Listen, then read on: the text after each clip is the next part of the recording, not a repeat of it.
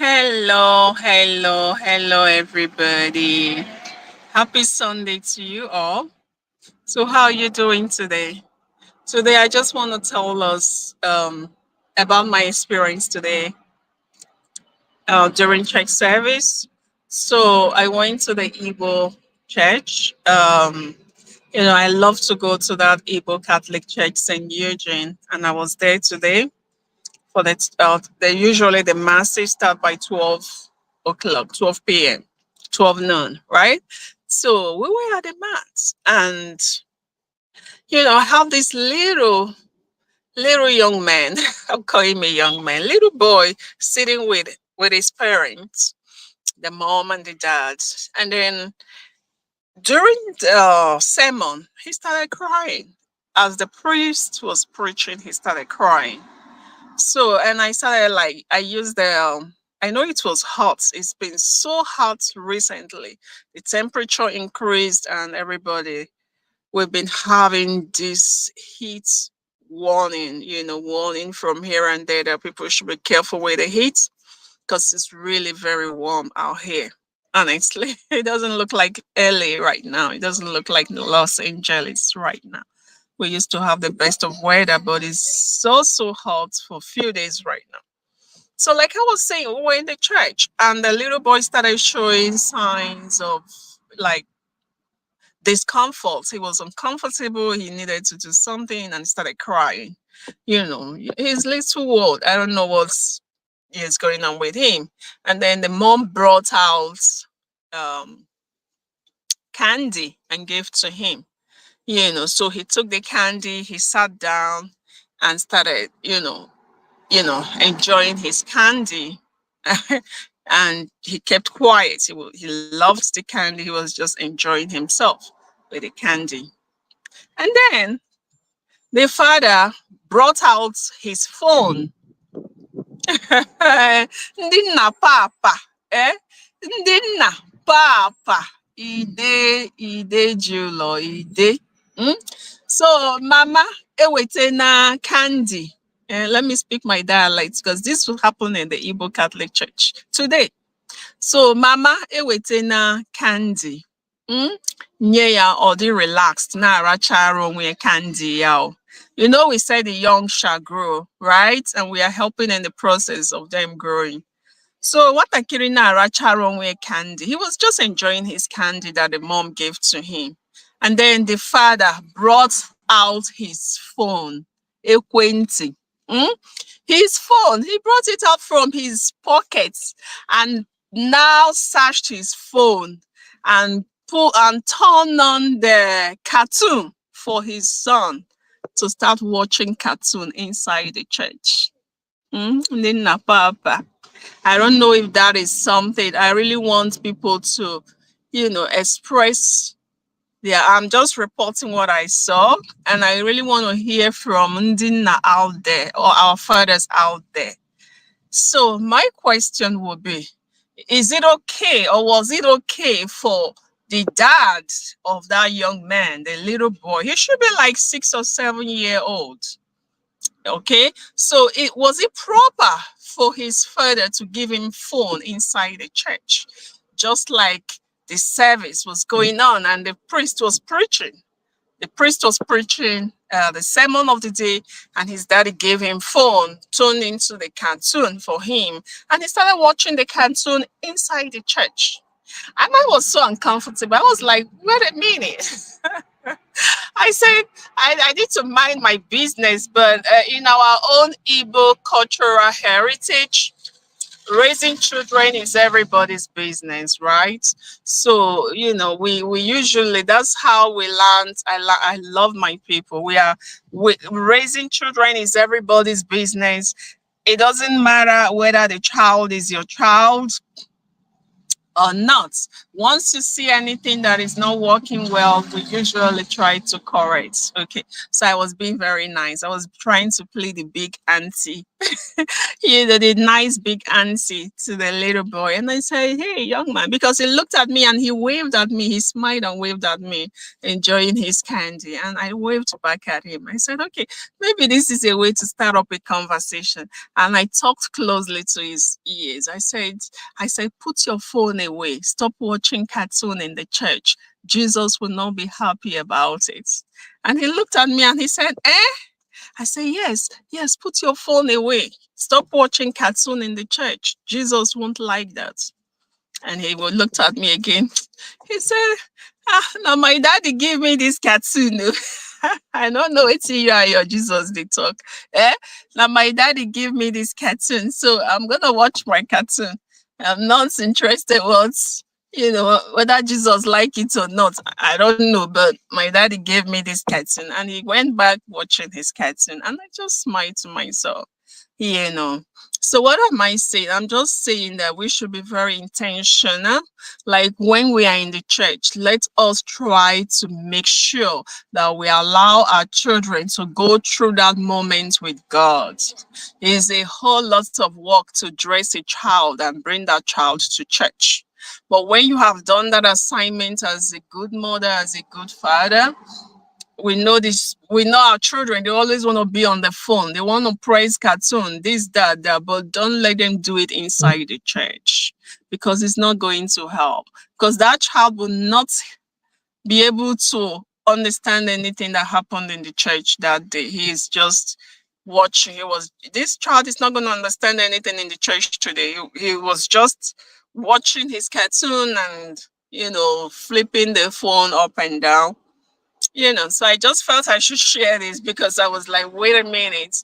I know our parents, we are doing so much to raise our children, and it hasn't been easy, especially with the presence of the social media.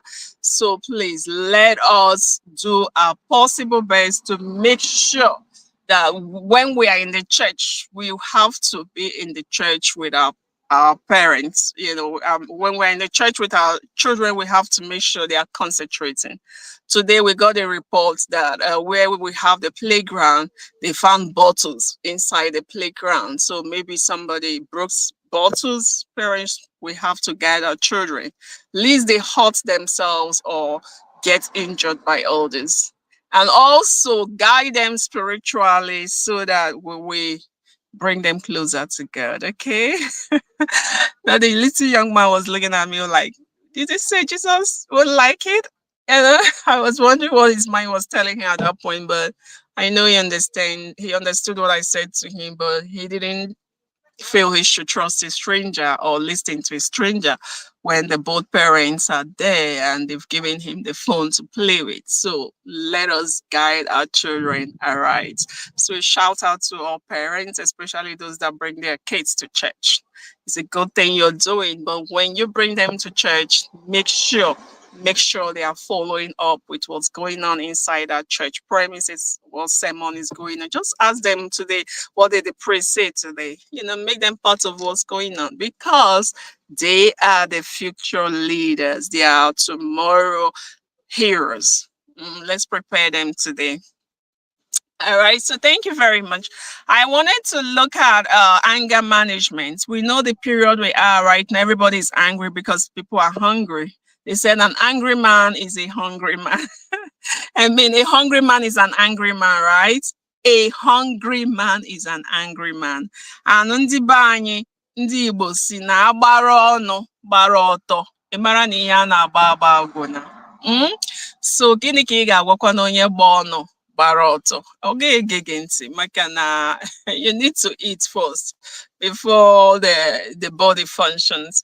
All right. So for anger management, onye kpasuo gị iwe, please use these techniques and manage yourself so you don't get into confrontations. You don't go confrontational and it results to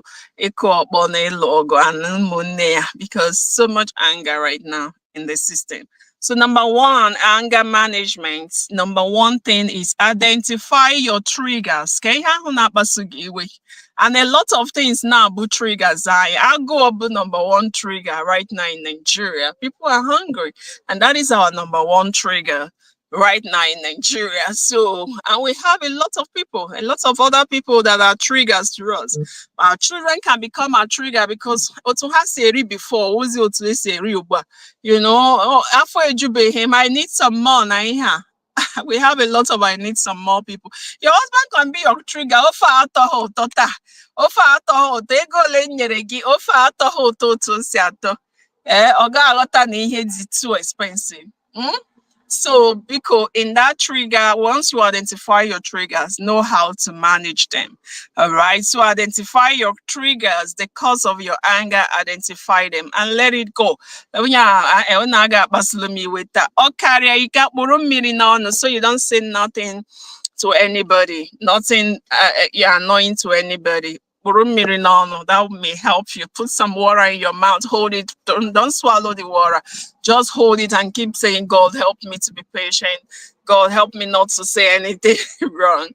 So another thing, another technique is exercise. Go out, take some fresh air, walk around, exercise. Exercise helps us so much with anger management. And then use humor. Yeah, use humor. That is, laugh about something. Look, watch funny videos. Who knows? Just funny videos can make you laugh. Look, anything that makes you laugh, watch it. Don't be angry. You will start going watching it, people boxing each other or wrestling. And your escalation will go high. So when you're angry, create some funny things around you, funny videos, things that will make you laugh so you can calm down. Okay, so communication too. Speak to someone, talk to somebody. Don't just carry your phone and press. Talk to someone. Share problem shared is halfway solved. All right, communicate to someone. Meditate. Meditation can help us reflect what really happened. How did it happen? How could I have avoided this? Reflect on what happened. Let it go. Forgive yourself. Forgive other persons, and move on. And then, jot it down, your thoughts and your feelings, write them down. How was I feeling 2 hours ago? I was okay. So what happened that changed my, feelings right now? What happened? Write it down so that you can know when those triggers begin to come up, all right, the other time when I thought about this, I didn't feel too good. So those are things to consider. And then consider therapy.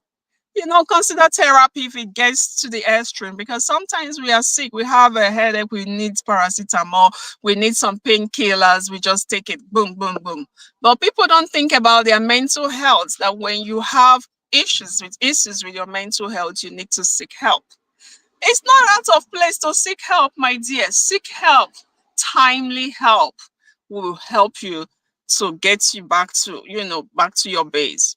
So please seek help. It's very important. So from me to you today, I love you all. We talked about anger management. Smile. Some people have refused to smile. So gini ka na achịrị ọchị.